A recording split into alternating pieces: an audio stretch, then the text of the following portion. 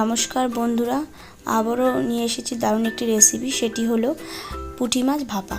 এটি বানানোর জন্য কি কি লাগছে, তো এটি বানানোর জন্য আমি নিয়েছি এখানে কাজু বাটা, কিশমিশ বাটা, লঙ্কা বাটা, আদা বাটা আর পেঁয়াজ বাটা। এখানে আছে পুঁটি মাছ, এটি হালকা হলুদ আর লবণ দিয়ে মেখে রেখেছি।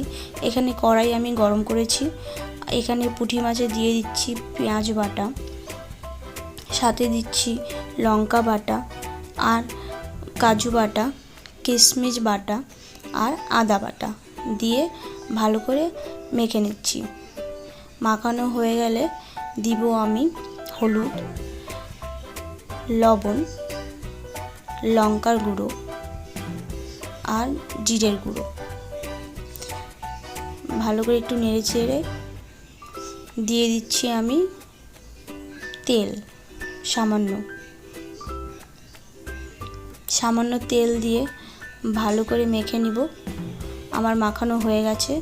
দিয়ে দিচ্ছি টমেটো দিয়ে একটু মেখে,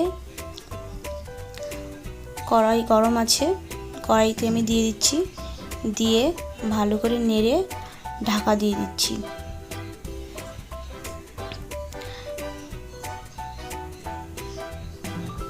এবার 5 মিনিট বসে রেখে 5 মিনিট পরে ঢাকা তুলে আমি একটু নেড়ে চেড়ে 2 থেকে 3 মিনিট ফুটিয়ে কষিয়ে নামিয়ে নিচ্ছি পুঁটি মাছ ভাপা।